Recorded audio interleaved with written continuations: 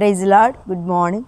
ప్రభువైన యేసుక్రీస్తు నామంలో ఈ ఉదయకాలపు శుభవందనాలు మీ అందరికీ తెలియచెప్తున్నాను. బాగున్నారా అందరూ? బాగున్నారా అందరూ? ఎలా ఉన్నారు? సరే, ఇక్కడ నుంచి స్తోత్రం. బాగున్నారా అందరూ?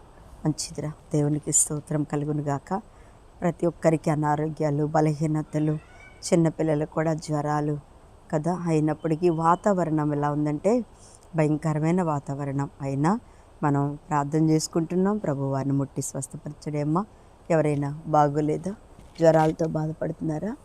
ఎలా ఉన్నారు అందరూ? కలలా, భయమా? ఎందుకు అలా ఉన్నావమ్మా? ఎందుకు అంత బాధగా కూర్చున్నావు?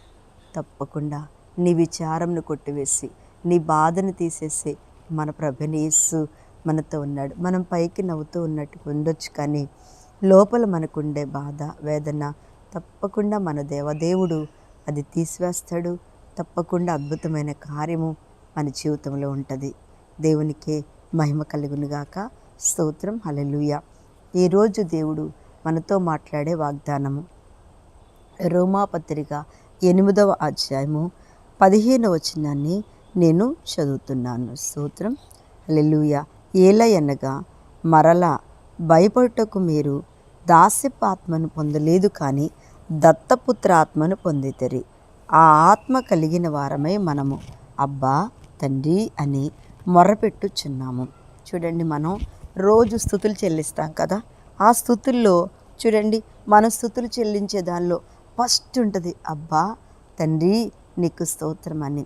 నిజంగా దేవుని బిడ్డలారా, ఎంత అద్భుతమైన స్తుతి, ఎంత అద్భుతమైన అర్పణ, ఎంత అద్భుతమైనటువంటి త్యాగంతో కూడినటువంటి అర్పణ. ఎందుకు మనము ఈ స్తుతి అబ్బా తండ్రి, నిజమే అబ్బా అన్న తండ్రి అన్న మన తండ్రితో మనం ఎంత అద్భుతంగా మాట్లాడుతున్నాం. నీకు స్తోత్రం అబ్బా తండ్రి, నీకు స్తోత్రం.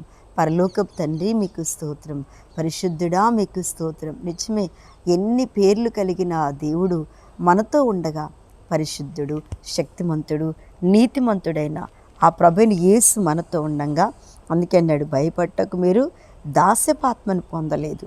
భయపడటానికి ఎలా అనగా మనల్ని భయపెట్టించడానికి, మనము భయపడటానికి మనమంట దాస్యపు ఆత్మను పొందలేదు, కానీ దత్తపుత్ర ఆత్మను మనం పొందితము. నిజమే, ఎన్నో మార్లు మనం భయపడుతూ ఉంటాం. పరిస్థితులను బట్టి, లోకమును బట్టి, దేవుని యొక్క సన్నిధానంలో మనము భయపడుతూ ఉంటాము. కానీ ప్రభువైన యేసు మనతో చెప్తున్నాడు, మనము దాస్యపు ఆత్మను పొందలేదు, ఏం దత్తపుత్రాత్మ పొందాము. కనుక ఆత్మ కలిగిన వారమే మనము అబ్బా తండ్రి అని మొర్రపెట్టుచున్నాం. మనము దేవుని పిల్లలమని ఆత్మ తానే మన ఆత్మతో కూడా సాక్ష్యం చెప్తున్నది. ఎవరి పిల్లలమంట మనము?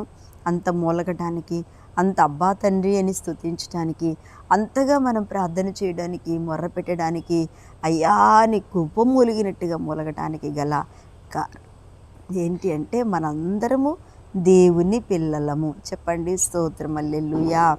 దేవుని పిల్లలము, దత్తపుత్రాత్మ కలిగిన ఆత్మ కలిగిన వారము, దేవుని పిల్లలము. దేవుని పిల్లలమైన మనకి ఎన్నో వస్తూ ఉంటాయి. దేవుడికి ఎన్ని వచ్చినాయో మనకు కూడా అన్నీ వస్తూ ఉంటాయి. దేవుడు ఎన్ని శోధనలు అనుభవించారో మనం కూడా అన్ని శోధనలు మనం కూడా అనుభవించాలి. ఖచ్చితంగా అనుభవిస్తాము. అందుకని దేవుని పిల్లలు, మనము దేవుని పిల్లలమని ఆత్మ తానే మన ఆత్మతో కూడా సాక్ష్యం చెప్తున్నారు. మనం పిల్లలమైతే వారసులం, అనగా దేవుని వారసులం. దేవుని స్తోత్రం చెప్పండి. ఎవరి వారసులం మనము? అబ్బా అద్భుతమైన పరలోకపు తండ్రి, ఆ పరిశుద్ధుడు, ఆ నీతిమంతుడు, ఆ సజీవుడు, ఆ నిత్యుడు వగైన దేవుని యొక్క మనం వారసులం. అవును దేవుని బిడ్డలారా, మనకిక్కడ లోకంలో ఏమీ లేదని, మనకి మా నాన్న నాకేం సంపాదించలేదు, లేకపోతే మమ్మ నాకేం సంపాదించలేదు, మమ్మల్ని ఎలా వదిలేశారు అని ఒకవేళ బాధపడుతున్నట్టయితే మనం ఎవరు వారసులమో చెప్పండి. దేవుని స్తోత్రం. ఒక చక్కటి పాట కూడా అప్పట్లో పాడే, వారసులం మేము వారసులం, దేవుని వారసులమని, దేవుని యొక్క రాజ్యానికి సంబంధించిన వారం, దేవుని వంశానికి సంబంధించిన వారం మనం. అందుకనే అంటారు కదా, మనం ఏంటంట మనకి క్రిస్టియన్ అంటే ఏంటి? దేవుని పిల్లలము, క్రీస్తు యొక్క రక్తంలో మనము కడగబడిన వారము. అందుకనే ఆయన ఇదే 8వ అధ్యాయంలో చక్కగా ఉన్నాడు. 31లో దేవుడు మన పక్షం ఉండగా మనకి విరోధి ఎవరు చెప్పండి. అమ్మా, దేవుడే అన్నిటికీ మన పక్షం ఉన్నాడు. నా ప్రార్థన దేవుడు ఆలకిస్తలేదు, నిజమే. లోకం గెలుస్తుందా? దేవుడు గెలుస్తాడో చెప్పండి. ఎప్పటికైనా లోకం గెలవదు. లోకంలో ఉన్న మనుషులు గెలవరు. లోకంలో ఉన్న చెడ్డవారు ఎప్పటికీ చివరి వరకు వస్తారు వాళ్ళు. కానీ సింహాల బోని గుహలో చివరికి వచ్చాక వాళ్ళ నోర్లు మూయబడతాయి. సింహాల ద్వారాలు దేవుడు తెరబోతూ దేవుని ప్రార్థన కలిగిన వ్యక్తులను దేవుడు ఏం చేస్తున్నాడంట? పైకి తీసుకుని వచ్చేస్తాడు. అవును దేవుని బిడ్డలారా, ప్రార్థనా పరులు, విశ్వాసపరులు, నీతిమంతులు, పరిశుద్ధులు, ప్రభువుతో కలిసి నడిచేవారు ఎప్పుడు వారి పక్షంలో దేవుడే వారికి యుద్ధం చేస్తాడు. ఈ మాటలు వింటూ, ఈ వాక్యం వింటున్న నీ జీవితంలో నీ పక్షంలో దేవుడు ఖచ్చితంగా యుద్ధం చేయబోతున్నాడు. తప్పకుండా అపజయాలు పడుతున్నావా?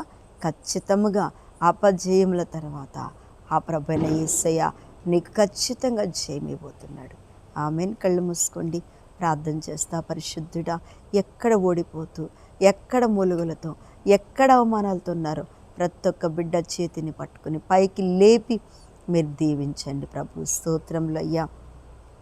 ఎవరైతే వేళ అనారోగ్యంగా ఉన్నారో, బాధల్లో ఉన్నారో వారికి తోడుగా ఉండండి. మంచి ఆరోగ్యం ఇవ్వండి ప్రభు.